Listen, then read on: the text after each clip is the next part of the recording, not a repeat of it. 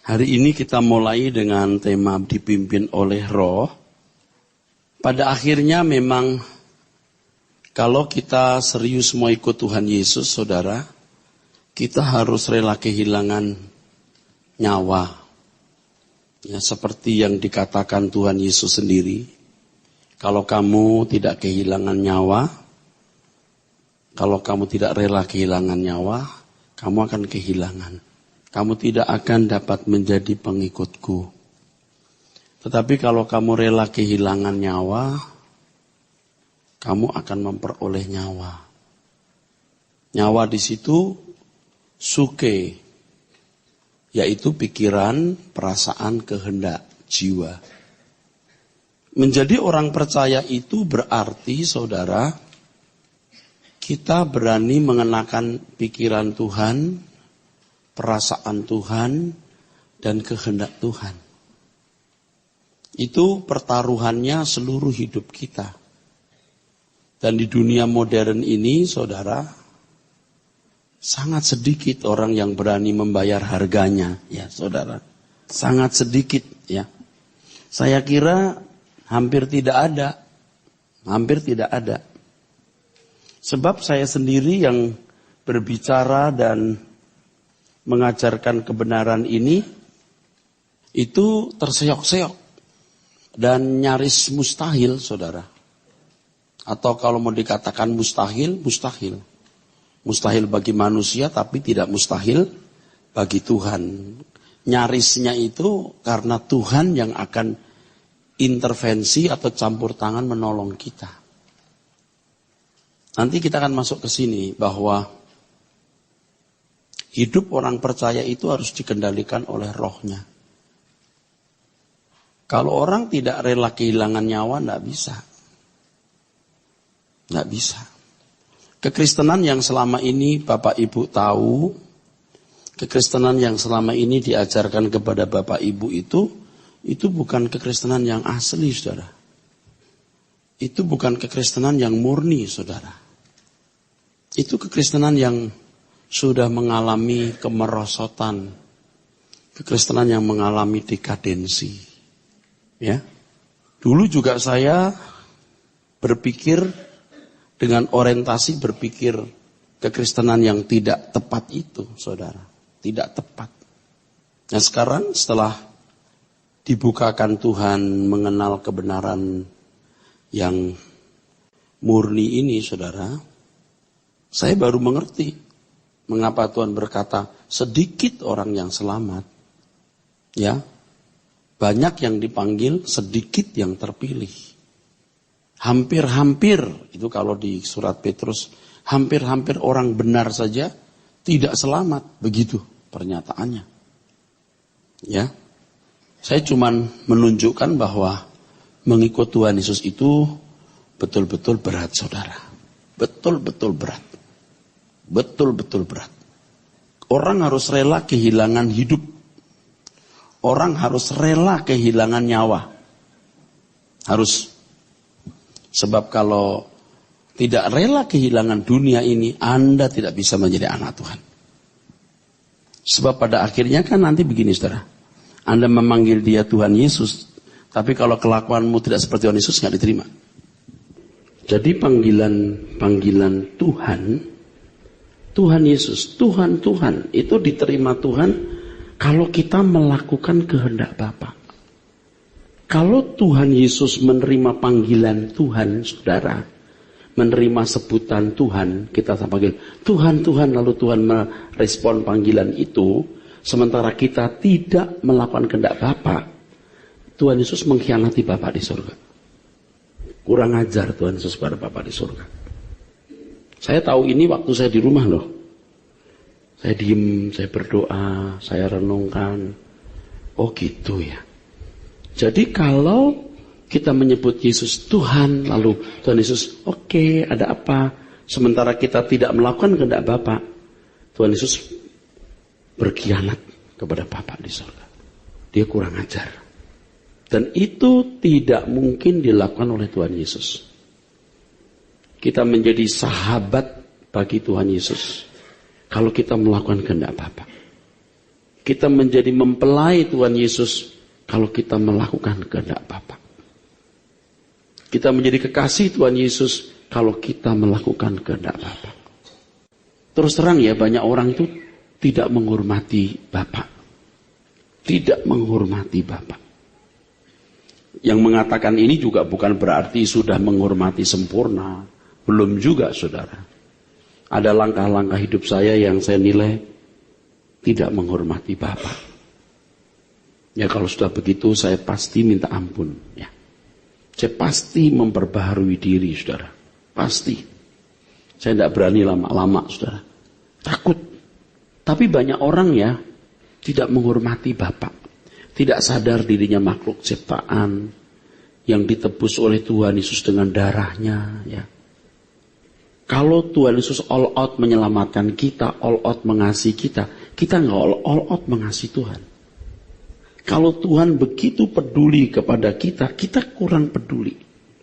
Ya kalau Kristen baru kan hanya mau jadi objek, ya, objek yang diberkati, disayangi. Tapi kalau kita sudah menjadi Kristen yang cukup lama, kita sekarang harus menjadikan Tuhan objek yang kita kasihi, objek yang kita sayangi, objek yang kita bela. Begitu, saudara. Sebab hidup kita ini 70-80 tahun, setelah itu kekekalan. Coba logikanya benar enggak? Kalau kita sekarang tidak all out buat Tuhan, coba logikanya benar enggak? Enggak benar, saudara. Enggak benar. Yang mau all out saja kadang-kadang juga gagal all out. Yang mengerti harus all out. Sudah melangkah all out, kadang-kadang kurang. Nah, merubah cara berpikir saudara yang salah, ini kan perlu waktu panjang. Makanya kalau saudara tekun terus, baru ngerti. Gitu. Baru ngerti. Nah, sekarang kita masuk dipimpin oleh Roh. Kejatuhan manusia ke dalam dosa atau kegagalan manusia mentaati apa yang Allah kehendaki membawa manusia kepada kematian. Kematian di sini harus dipahami secara dewasa atau dipahami secara mendalam. Bukan hanya mati secara jasmani, ya. Kematian secara jasmani tidak menjadi masalah kalau kematian itu sendiri tidak memiliki kelanjutan. Kematian secara jasmani menjadi tidak berarti dibanding dengan kegagalan atau tertundanya rencana Allah yang agung menjadikan manusia segambar dengan dirinya. Jadi kalau manusia gagal taat lalu mati, ya sudah, itu nggak masalah. Tetapi menjadi masalah besar yang pertama, setelah mati itu ada kelanjutan. Yang kedua, masalahnya itu rencana Allah menjadikan manusia serupa dengan dirinya gagal. Itu yang jadi masalah. Kematian bukan pula sekedar hanya terpisah dari Tuhan.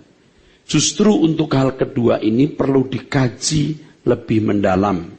Sebab kenyataannya setelah manusia jatuh dalam dosa, masih ada manusia yang diperkenan Tuhan bahkan diangkat hidup-hidup seperti Henok.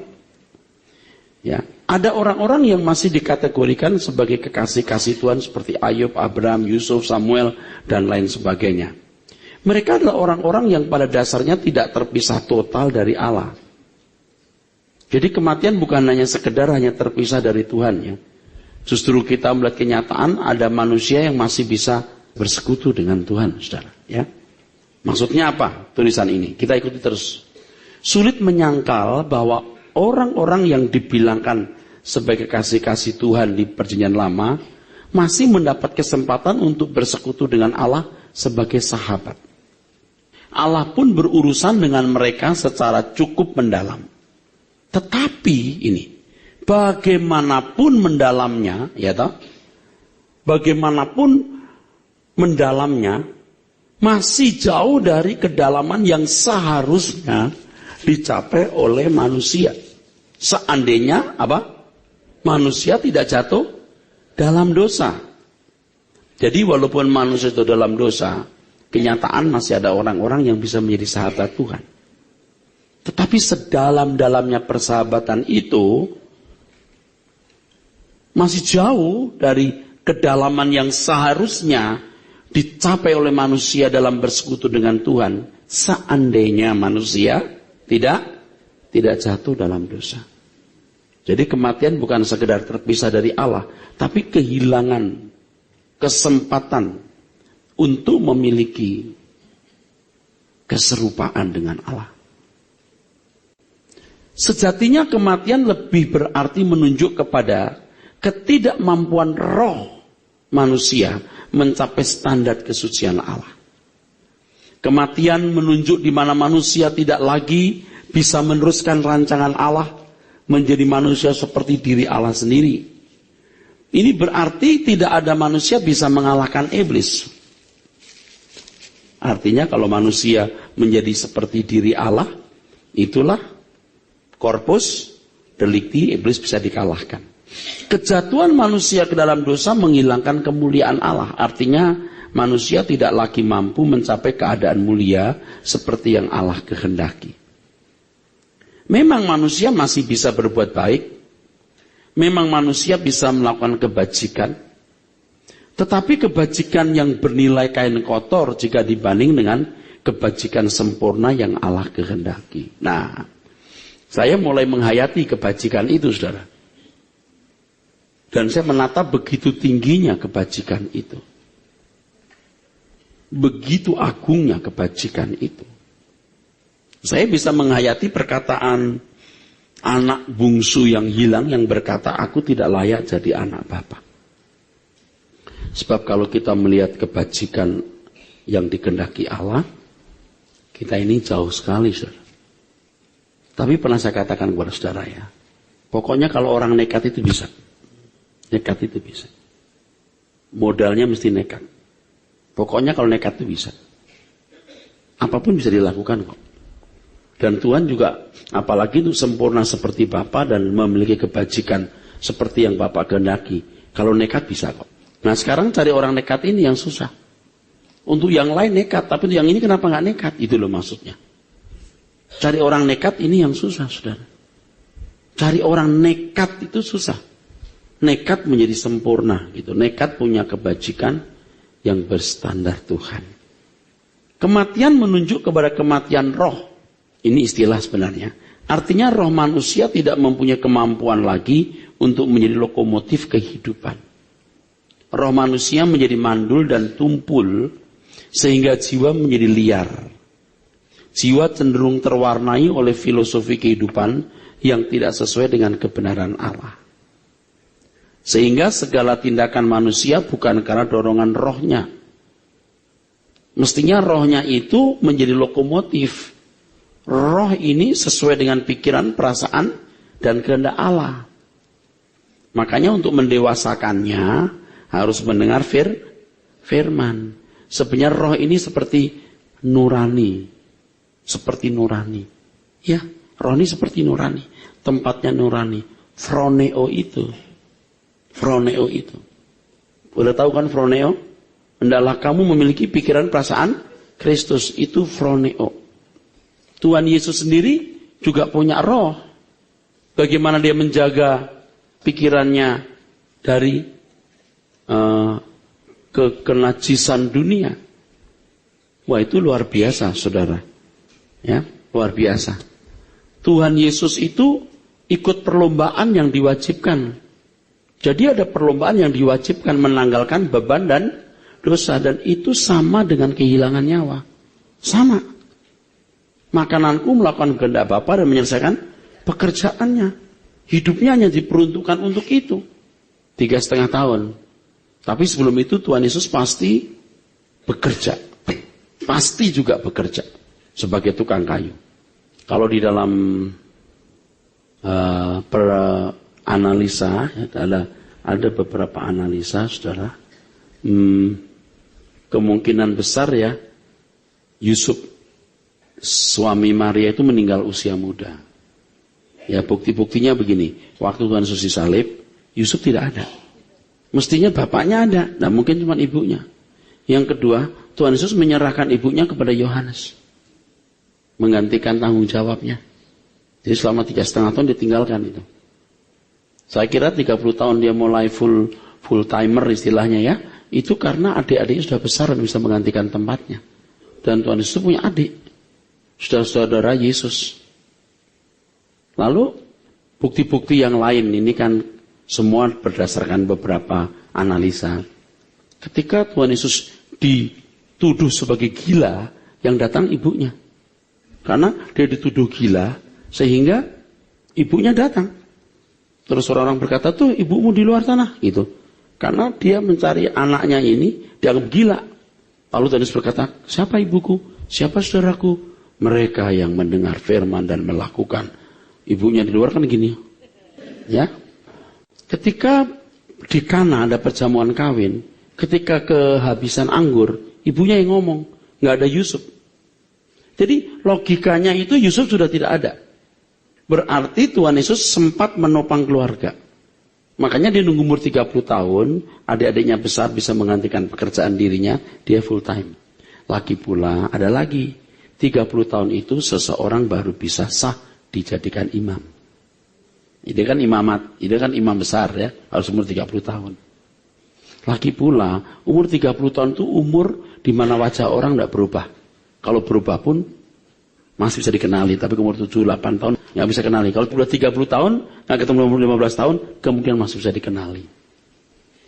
Namun demikian, masih ada kekasih-kasih Tuhan yang jiwanya masih diisi hukum-hukum Tuhan atau Taurat, sehingga mereka masih memiliki nurani yang baik di mata Allah dalam kelas umat perjanjian lama. Ya. Tetapi mereka tidak memiliki nurani Allah dan tidak mungkin mampu memiliki nurani Allah. Hanya umat perjanjian baru yang dimungkinkan memiliki nurani Allah. Oleh karenanya Tuhan Yesus bisa mengatakan bahwa orang percaya harus sempurna seperti Bapa di surga. Juga harus dicatat di sini bahwa keselamatan abadi umat perjanjian lama tergantung keberhasilan tugas penyelamatan yang dilakukan oleh Tuhan Yesus. Jadi sebaik apapun umat perjanjian lama, kalau Tuhan Yesus tidak mati di kayu salib, semua juga menjadi milik iblis. Nah ini mungkin dipertimbangkan ya, Kalau Tuhan Yesus gagal, ya, apa semua masuk neraka? Belum tentu. Semua masuk surga. Kalau Tuhan Yesus gagal jadi juru selamat, masuk neraka? Enggak, semua masuk surga. Cuman surga yang kepala pemerintahnya Lucifer yang jatuh itu. Memang dia mau merebut surga kan, betul? Enggak tahu bentuknya kayak mana itu pemerintahan. Dipertimbangkan, kalau Anda belum siap, dengerin. Saya nggak bercanda, ini benar. Saudara kan yang sudah sering ikut saya bisa memahami perkataan saya. Tapi kalau yang tidak biasa ikut kan bingung gitu. Mosok kita cuma surga. Memang iblis itu tidak bermaksud membawa kita ke neraka. Membawa manusia ke neraka. Ya nggak mau masuk neraka. Iblis juga nggak mau masuk neraka, Pak. Dia mau masuk surga. Surga di mana? Dia menjadi kepala pemerintahan. Emang dia mau jadi kepala kok. Itu. Benar atau salah? Benar ya. Gitu, benar gitu. Tapi Tuhan tidak menghendaki itu. Ya jelas enggak lah. Siapa bisa mengalahkan Tuhan ya? Enggak lah ya. Pemberontakan manusia terhadap Allah di Eden mendatangkan kematian yang paling mengerikan. Sebab dengan hal ini mengakibatkan manusia bisa terpisah dari Allah selama-lamanya. Manusia mengecewakan Allah dan tidak mampu memenuhi harapan penciptanya. Dengan kenyataan ini manusia tidak menjadi makhluk seperti yang dirancang Allah pada mulanya. Nah, kematian ini menutup pintu manusia dilayakkan menjadi anak-anak Allah. Inilah yang disebut manusia terhilang dari keluarga Allah. Nah, puji Tuhan, Tuhan Yesus tidak mengecewakan Bapa di surga. Ya. Dia menjadi yang sulung, ya. Dia menjadi aitios, pokok keselamatan. Dan kita, ya, kalau mau menjadi orang yang tidak mengecewakan Bapa di surga, bisa. Tapi harganya mahal. Harus nekat. Nah, kekristenan itu begitu. Kekristenan itu begitu. Kekristenan itu bukan menciptakan agama di mana orang-orang mau dikeroyok, diroyok rame-rame jadi masuk di ajaran ini. Kekristenan itu membuat manusia untuk menjadi orang-orang yang tidak mengecewakan Bapa di surga. Tapi saudara lihat bagaimana kekristenan telah melembaga menjadi agama. Lalu manusia kehilangan standar yang Allah kehendaki. Coba saudara. Kalau saya boleh ngomong nih, tapi salah ya. Lebih baik saya nggak tahu hal ini loh. Wah, saya mendingan nggak tahu, saya kayak dulu aja gitu. Khotbah, ayo ngumpulin jemaat gitu. Tapi dengan tahu hal ini, jadi frustasi saudara. Ngapain ngumpulin orang banyak-banyak kalau orang tidak mau menjadi orang-orang yang memuaskan hati Bapa di surga. Jadi mau jadi anak-anak Allah yang tidak mengecewakan Bapa di surga, amin? Nah, Roh Kudus yang diberikan kita itu luar biasa. Itu rohnya Allah loh. Rohnya Allah loh saudara.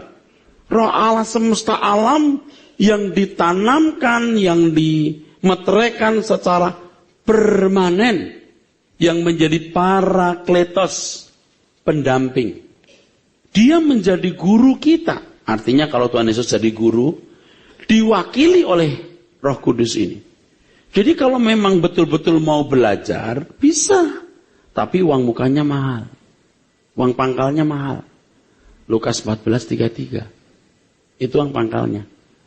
Demikian pula lah tiap-tiap orang di antara kamu yang tidak melepaskan dirinya dari segala miliknya tidak dapat menjadi muridku. Itu kan kehilangan nyawa, betul?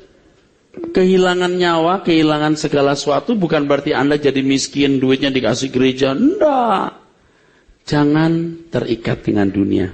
Jangan berharap atau berpikir dengan punya ini lebih bahagia. Dengan punya itu hidup lebih lengkap. Kalau punya ini hidup lebih lengkap. Perlu punya itu lebih bahagia. Itu loh masalahnya. Halo? Amin? Berpadalah dengan apa yang ada. Tentu berpada masing-masing orang itu beda ya. Dengan orang yang keuntungannya tiap bulan 500 juta dengan 50 juta beda. Yang 50 juta dengan 5 juta itu beda. Berpadalah sesuai dengan kemampuan masing-masing, betul. Tetapi jangan merasa dengan memiliki itu Anda bahagia. Enggak. Kebahagiaan kita harus tetap di dalam Tuhan. Dialah kebahagiaanku. Nah sebenarnya jujur ya, orang bisa bilang, Tuhan engkau kebutuhanku. Itu nggak gampang. Biasanya yang menjadi kebutuhan itu, ya yang kelihatan ini untuk fisik maupun jiwa. Sekarang Tuhan jadi kebutuhan. Itu kan mesti mungkar-mungkar dulu, mungkar-mungkar hati, sampai lubangnya kelihatan. Lubang apa? Lubang di mana ada rongga kosong dalam jiwanya. Rongga kosong dalam jiwanya. Yang hanya bisa diisi oleh Tuhan. Mesti beres-beres hati dengar firman baru, oh aku ada kekosongan. Nah itu diisi seluruh harta dunia masuk juga nggak cukup. Hanya Tuhan yang bisa memasuki. Jadi Tuhan itu mengikat manusia dengan realitas itu. Mengikat manusia dengan realitas itu. Tapi banyak orang belum nggak menemukan lubang itu. Ketutup oleh banyak kesenangan. Sampai nggak pernah terbuka. Menjadikan Tuhan sebagai kebutuhan itu nggak gampang saudara. Itu juga harus punya pengertian yang benar dulu loh. Dan makin hari itu mesti makin terbuka dan makin menyadari bahwa inilah kebutuhanku satu-satunya. Dalam Galatia pasal 5 ayat 25. Firman Tuhan menyatakan, jikalau kita hidup oleh roh, baiklah hidup kita juga dipimpin oleh roh. Hidup oleh roh artinya dihidupkan oleh roh. Bapak Ibu, perlu saya garis bawahi gini. Catat ya, di pikiran aja. Bahwa bahasa asli Alkitab itu tidak ada huruf besar atau huruf kecil pada mulanya. Namanya anshel. Jadi roh ini roh besar atau roh kecil itu tidak ngerti kita. Cuman kok jadi roh besar, roh kecil Pak, itu kan yang menerjemahkan bro. Aslinya kan nggak ada huruf R kecil atau R besar, enggak. Nah, jadi waktu kita mempelajari ini roh kecil atau roh besar. Ada yang kita tahu ini roh besar, ini roh, ini pasti roh kecil. Tapi ada yang bingung, juga. Nah, dua-duanya saya tafsirkan, ya. Dua-duanya saya tafsirkan. Kalau roh ini huruf besar artinya begini, kalau roh huruf kecil juga bisa begini. Nah di sini saya tafsirkan. Bisa. Dua-duanya juga boleh ya. Kalau roh di sini berarti roh Allah, maka hal ini mengacu kepada apa yang dikatakan firman Tuhan dalam Roma 8:11. Dan jika roh Dia yang telah membangkitkan Yesus dari antara orang mati diam di dalam kamu, maka Ia yang telah membangkitkan Yesus dari antara orang mati akan menghidupkan juga tubuhmu yang fana itu oleh rohnya yang diam di dalam kamu. Ini adalah suatu hal yang sangat luar biasa, bahwa roh yang membangkitkan Tuhan Yesus ditanamkan di dalam diri kita. Betapa hebat dahsyatnya anugerah ini. Nah, roh di sini pasti roh Allah, betul? Ini pasti dong. Yang roh ini pasti roh Allah yang membangkitkan Tuhan Yesus, ya. Jika roh manusia dihidupkan atau diberi kemungkinan untuk berfungsi kembali sebagai lokomotif kehidupan, lokomotif artinya yang menarik ya, oke? Yang menarik ya, yang berperan ya, yang mengarahkan. Ini berarti manusia kembali menemukan kehidupan. Hidup oleh roh adalah kemungkinan di mana manusia bisa memiliki segala tindakan yang dimotori oleh rohnya. Manusia memperoleh kesempatan untuk hidup kembali sesuai dengan selera hati Tuhan. Hal ini sama dengan mengambil bagian dalam kekudusan Tuhan. Mengenakan kekudusan Tuhan atau mengenakan kodrat ilahi kudus seperti Bapa kudus. Sama. Roh Allah memberikan kepada roh kita kemampuan untuk kembali berfungsi sebagaimana seharusnya. Saya sudah katakan tadi roh ini bisa berarti suneidesis atau phroneo. Hendaklah kamu memiliki pikiran perasaan Kristus. Itu yang mengendalikan maksudnya. Roh manusia diberi kemungkinan untuk kembali menguasai jiwa, dan jiwa mengendalikan seluruh kehidupan. Ini penting nih, ini nggak bisa tulis, tapi saya mesti ngomong. Jiwa manusia itu tidak stabil. Tidak stabil. Anda boleh mendengar hal yang baik sekarang, Anda keluar bisa berubah. Tapi kalau roh manusia sudah terisi dengan kebenaran, atau suneidesis atau nurani, sudah diisi dengan kebenaran, tidak mungkin dia menyimpang. Jiwanya mesti mendengar yang baik, terus menerus dan mengalami berbagai pengalaman hidup yang membuat yang tengah rohnya diisi. Nah, kalau sudah terisi warna tertentu, itu warna akan mengendalikan seluruh hidup. Namun proses ini tidak mudah, harus melalui satu proses sinkronisasi. Nah, ini ada satu pergumulan ya, yang panjang untuk sinkron antara roh Allah dengan kita, sinkron, krek gitu loh. Ya. Gini loh. Kalau saya jalan sama orang, saya nggak suka sama orang ini. Bukan nggak suka, nggak cocok gitu. Tapi karena saya harus dikendalikan dia, ya udah deh, ikut. Tapi sebenarnya kalau tanpa dia aku jalan selain. Betul nggak? Nah, sekarang begini, bagaimana saya belajar mengikuti iramanya, geraknya, pikirannya, perasaannya, sampai akhirnya aku jalan dengan dia itu karena aku senang seirama. Tanpa dia pun aku tetap jalan seperti dia jalan. Amin. Nah, itu yang mau didesain Tuhan ya. Oke, teruskan. Nah, saudaraku sekalian, ini salah satu keistimewaan ya, yang manusia yang diberikan Tuhan ya. Kita diberi kemampuan untuk sinkron dengan Tuhan. Dan untuk itu Tuhan memberikan kita eksosia atau kuasa supaya menjadi anak Allah. Saya sering jelaskan kan, ada penebusan, ada Roh Kudus, ada firman, ada penggarapan yang merubah kita supaya kita punya irama yang sama dengan Tuhan. Irama yang sama. Jadi kalau gini loh saudara, kalau saudara bantu pelayanan atau dekat saya atau bantu pelayanan saya di gereja, bisa melakukan pekerjaan gereja, bantu bagus ya. Itu bukan tujuan. Bukan tujuan pelayanan. Dan banyak kan ibu-ibu, bapak-bapak ya ikut nimbrung di pelayanan gitu. Tapi lihat itu, masih kontok-kontokan, masih ngomongin orang, mulutnya masih nggak benar. Itu kan dia belum punya pikiran Tuhan kan. Masa Tuhan begitu iramanya? Saudaramu kalau salah kamu tegur empat mata, enggak kamu omongin bisik-bisik di belakang. Itu kan anak setan yang begitu. Masa bisa bener yang begitu? Tapi di gereja itu paling banyak begitu. Aduh, capek dah. Saya sih udah nggak mau ngadepin orang itu, saya diem aja. Roh Allah itu luar biasa. Dia pasti bener. Amin. Kalau orang dipimpin Roh Kudus itu pasti bener langkahnya. Anda bisa punya 1001 alasan membela diri. Cuman satu saja, kelakuanmu itu memberkati orang enggak? Kira-kira kalau Tuhan Yesus hidup pada zaman sekarang berbuat seperti kamu enggak? Itu aja. Dan kalau kita sinkron dengan Roh Kudus, kelakuan kita itu seperti Roh Kudus. Seperti Tuhan Yesus sendiri. Nah, proses menghidupkan roh manusia ini bukan suatu proses sekejap, singkat, tapi pergumulan panjang yang tidak terlepas dengan aktivitas jiwa maupun tubuh. Hal ini sifatnya bukan suatu yang mistik, tapi natural.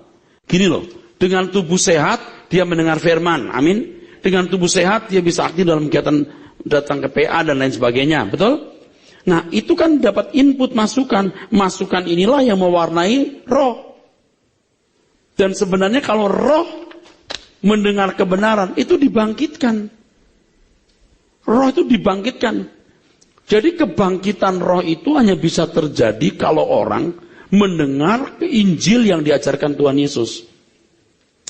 Makanya Injil Tuhan Yesus yang Matius, Markus, Lukas, Yohanes itu, dan tulisan rasul-rasul, itu luar biasa. Sakti luar biasa. Mengagumkan, dahsyat. Kalau Roh Kudus menerangi kita untuk mengerti. Kalau enggak, cuman begitu saja. Dan Anda lihat banyak orang tidak ngerti karena melihat itu sederhana, bingung. Dia lari ke perjanjian lama. Dia comot-comot ayat perjanjian lama. Dia pikir orang Kristen sama dengan orang Israel. Sesat jadinya. Halo? Halo? Nah, tugas saya selagi saya masih hidup, saya harus membuka rahasia-rahasia Tuhan di Injil itu. Maka hidup saya harus bersih. Saya tidak boleh matre. Betul-betul harus kerja keras. Tubuh saya pun juga harus sehat. Supaya saya bisa membongkar itu rahasia-rahasia firman itu. Dan saya sudah memperhitungkan. Ini kalau rahasia firman dibuka, aduh. Orang baru lihat itu unggulnya kekristenan. Unggulnya kekristenan. Yang sangat batiniah sifatnya. Menyembah Allah dalam roh dan kebenaran. Apa itu sembahyang? Apa itu doa? Apa itu puasa? Apa itu kebenaran? Luar biasa. Itu kepalsuan baru kelihatan. Oh, ini yang benar nih, copy paste nih. Kopas. Nggak benar nih, yang benar tuh begini. Gitu baru kelihatan. Hebat sekali Injil, saudara. Nah, kalau kita sudah mendengar Injil yang benar, terus nurani kita, proneo sunedesis kita, proneo kita seperti Kristus, itu baru bangkit namanya. Kristus dibangkitkan, kamu pun bangkit seperti dia bangkit. Kalau kamu belum punya pikiran perasaan Kristus, kamu belum bangkit. Halo, nangkep gak saya ngomong apa ini? Belum bangkit. Penebusan oleh darah Tuhan Yesus membuka jalan di mana manusia dapat dibeli dengan harga yang lunas dibayar. Manusia menjadi milik Allah secara hukum de jure. Dengan pemilikan ini, Allah memiliki hak penuh untuk menggarap kita supaya kita benar-benar serupa dengan gambarnya de facto. Dan untuk ini Roh Kudus berkarya. Yang berkarya itu Roh Kudus langsung. Memang Bapak yang mengerjakan, anak yang mengerjakan.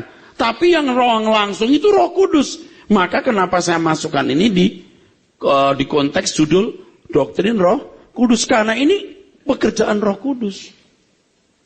Pekerjaan Roh Kudus. Betapa sentralnya pekerjaan Roh Kudus ini. Nah, kalau orang-orang tertentu yang hanya menekan karunia roh, itu memandang gereja-gereja yang tidak berbahasa orang nggak punya Roh Kudus. Padahal fungsi Roh Kudus yang terutama bukan memberikan karunia-karunia, tapi memberi pengertian untuk mengenal kebenaran dan karakter orang diubah menjadi seperti Tuhan Yesus. Ya. Jadi saudaraku sekalian, Tuhan Yesus itu berjuang mati-matian itu supaya kita bisa menjadi miliknya. Setelah menjadi miliknya, kita diberi meterai Roh Kudus, jebret. Meterai itu bukan cuma tanda stempel. Roh Kudus itu aktif. Tuhan Yesus bisa memuridkan kita. Nah kadang-kadang ya Bapak Ibu, gereja-gereja tertentu yang merasa punya Roh Kudus sendiri, itu menganggap gereja lain yang gak berbahasa orang gak punya Roh Kudus. Ya jangan begitu. Roh Kudus itu menuntun hidup mereka untuk menjadi orang-orang saleh loh. Mereka juga jadi gereja yang tidak kelihatan. Jadi begini, gereja A ada 10 orang misalnya ya, atau 100 orang yang sungguh-sungguh. Ini gereja B ada 5 orang. Ini gereja yang tidak kelihatan. Orang-orang yang dipimpin Roh Kudus itu. Dari 100 orang ada ini yang 30 orang begitu. Ini yang merasa punya Roh Kudus dari 100 orang. Jangan cuma 3 gara-gara, jangan-jangan. Tapi merasa 100-100-nya Roh Kudus. Roh Kudus itu bukan hanya memberikan karunia bahasa roh. Dan kenyataannya banyak gereja yang berbahasa roh, tapi bahasa roh palsu. Setan juga pinter nipu orang. Coba Anda lihat orang yang berbahasa roh. Lihat. Produktivitas hidupnya, kesalehannya, kepedulian sama orang lain. Jangan cuma mistik-mistik sendiri dong. Halo? Saya bukan mencela gereja-gereja begitu. Kita kan termasuk gereja begitu. Halo? Kita kan termasuk gereja-gereja aliran yang Roh Kudus. Kita termasuk gereja aliran begitu. Cuman kita ini beda sendiri. Memang orang juga bingung kalau masuk Rehobot ini. Katanya gereja yang aliran Roh Kudus. Tapi kok khotbahnya nggak seperti orang yang aliran Roh Kudus. Aliran Sungai Bengawan Solo. Aliran-aliran. Kita aliran Tuhan semua. Ini kalau belajar begini kan betapa mutlaknya fungsi Roh Kudus. Betapa kita junjung tinggi. Besok pagi doa jam 7 ya. Nah Anda baru tahu kita bahasa roh. Kalau nggak perlu ya nggak usah. Itu bijaksana. Jangan show. Kalau berani show juga saya omelin tuh WL. Kan suka begitu-begitu muncul. Saudara sekalian, mari kita mujuan. Ngapain? Nggak jelas gitu. Kalau berbahasa roh yang benar, ditafsirkan, yang baik. Kalau mau bahasa roh sendiri di rumah sonono. Tapi kalau mau di depan umum, lebih baik dengan 5 kata yang dimengerti, daripada beribu-ribu yang tidak dimengerti. Gitu nggak saudara? Ini Alkitab ngomongnya gitu. Terus gini. Tapi kita harus berbahasa roh. Kenapa? Kalau kita nggak bahasa roh, iblis mendengar doa kita. Lu itu ngarang, pinter dah. Ayatnya mana? Jadi Roh Kudus itu aktif. Aktif satu-satunya representasi Tuhan. Nggak ada representasi yang lain, tidak ada. Makanya begitu orang tidak mau mendengar pimpinan Roh Kudus bandel, nggak ada utusan yang lain.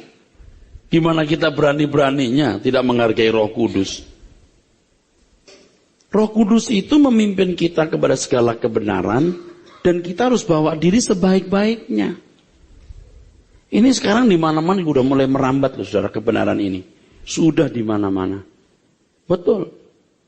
Kalau kita sungguh-sungguh bertumbuh dalam Tuhan, kita bisa sinkron dengan pikiran perasaan Tuhan.